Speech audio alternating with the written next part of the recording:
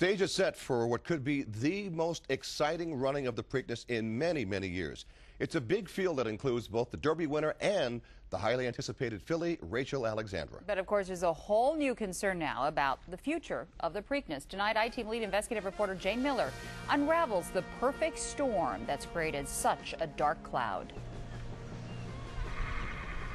In northern Baltimore County, there is no time of the year quite like this. The spring is probably the most exciting season, whether you're racing or whether you're breeding. David and Joanne Hayden have been in the business of breeding and racing horses for more than 30 years. You know, from the breeding standpoint, you're delivering foals, and you just want to see the next crop, hit the ground. And obviously the springtime is one of the most exciting and compelling times to watch, the great races that are coming up. The Preakness is Maryland's big spring race, soon to be run for the 134th time. But this year, a new cloud has been cast over it. Magna Entertainment, the owner of Pimlico, the home of the Preakness, has declared bankruptcy. With the possibility of the track being sold, there's concern a rich piece of the state's history is on the block. It's a cornerstone of Maryland. It's the history of, got a long heritage here, and we would hate to think we could even begin to lose it. It's not the scenario anyone had in mind back in 2002, when Magna stepped into the picture, taking control of Pimlico and Laurel from Joe DeFrancis and his partners. Magna's CEO, Frank Stronach, has made his money in the auto parts business, but his passion is horse racing. At the time, the company that bought it, Magna, was flush with cash. So the thought was that here comes the big sugar daddy. No doubt the guy who managed that company, Frank Stronach, loves horses, and he was going to use his money to help support racing. Stronach had been on a buying spree of tracks around the country, but Pimlico gave him a Triple Crown race. Were you surprised at the amount of money Magna paid for Laurel, Pimlico, and Bowie in 2002? I was astonished. I mean, it was way, way too much money at that. At that time, I guess he thought slots were going to be the savior.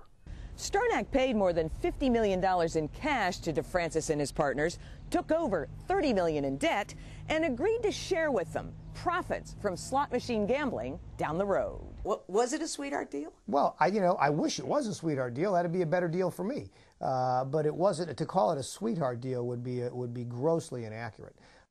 In an interview last week, DeFrancis said he found it necessary to sell out to Magna because family-owned tracks could no longer compete against the megatrack companies. Do you have any regret of selling out? Well, the way things have unfolded, I would be lying if I didn't say yes. Now we see, the company in sort of the financial shambles that it's in today, and Laurel and Pimlico under the pressure that they're under today, and, still no slots at Maryland racetracks, and Delaware and West Virginia and Pennsylvania all, exploding with success. DeFrancis has been a central figure in the slots debate. It was 2003 when Governor Bob Ehrlich first introduced a slots proposal for more than 10,000 machines at 4 racetracks. Had a bill passed that year, Maryland would likely, by now, be seeing hundreds of millions of dollars in revenue to support both the state's coffers and the racing industry. But the proposal failed. It ran into stiff opposition from House Speaker Michael Bush, who saw Magna and DeFrancis with too much control. You were always kind of seen as the guy that was like, time out, we're not going to do this. Do you ever regret that it didn't happen sooner? Well, I have to tell you, I spent many a sleepless night, trying to take the issue on because, I was battling both the governor and the president of the Senate and a somewhat popular opinion at the time. But I just thought that in the long term it was an unjust enrichment and entitlement to a few people. Bush supported putting the slots question to referendum. It passed in November.